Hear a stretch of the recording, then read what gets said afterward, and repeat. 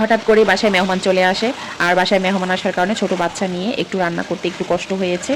আর আমার helping hand ও আজকে দেরিতে আসছিল, তো সেই জন্য দুপুরে রান্না এমনিতেও দেরি হয়ে গিয়েছে। তো সে যখন চলে গিয়েছে তখন ঝটপট ভাত বসিয়ে দিয়েছি, আরেক চুলায় ডাল বসাই দিয়েছি। ভাত হয়ে যাওয়ার পর ডিম সিদ্ধ করে ডিমটাকে রান্না করে নিচ্ছি। ডাল হইতে হইতে ভাত হয়ে গিয়েছে, ডিম সিদ্ধ করে ডিম ভুনাও হয়ে যাচ্ছে, কিন্তু ডাল এখনও হচ্ছে না। ডাল হইতে এত সময় লাগে। তারপর এইদিকে ফ্রিজ থেকে ইলিশ মাছ বের করে ইলিশ মাছ ভিজানো হয়েছে।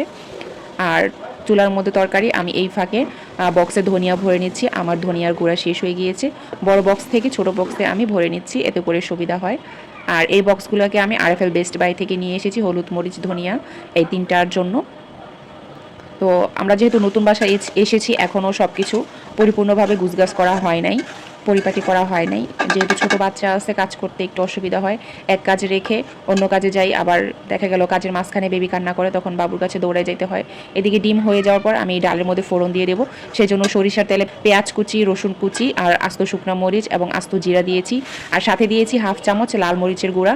আর লাল মরিচের গুঁড়োটা দেওয়ার কারণে ডালের উপরে অসম্ভব সুন্দর একটা কালার চলে আসে, দেখতেও খুব ভালো লাগে এবং খাইতেও খুব ভালো লাগে। ফোড়ন দেওয়ার পর ডালটাকে বলক আসার পর ডালটাকে নামিয়ে নিয়েছি। আর এদিকে আমার ছোট বোন ইলিশ মাছ কেটে দিয়েছে, তো ইলিশ মাছটাকে ভাজতে দিয়েছি। আর আরেক পাশে হচ্ছে ইলিশ মাছের জন্য মশলা কষিয়ে টমেটো দিয়েছি। অনেকদিন পর ইলিশ মাছ দিয়ে টমেটো ভুনা করে খাবো।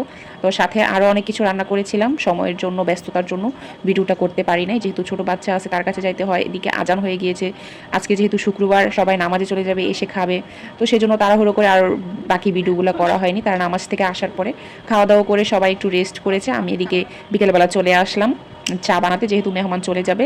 আসছিল আমার ভাসুর, আমার ভাসুরের ছোট্ট মেয়েটার গায়ে জ্বর, সে তেমন কিছুই খায় নাই, তো ভাবলাম তার জন্য একটু দুধ চা করি। সে আবার দুধ চা খেতে খুব পছন্দ করে, তো যার জন্য দুধ চা বানাইলাম। সেই দুধ চা খেলো না, যেহেতু বাচ্চাটার গায়ে জ্বর, তার বয়স খুবই অল্প, তাই জন্য তেমন কিছুই খাইতে পারে নাই।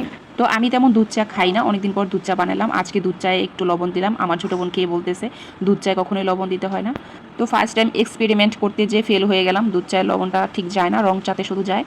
তো যাই হোক, দুধ চা যার জন্য বানালাম সেই খেলো না, তারপর আমার ভাসু শুধু খেয়েছিল। তারপর বাসায় চলে গেল, আমারও কাজ শেষ, আমি বেবিকে নিয়ে রেস্টে চলে গেলাম।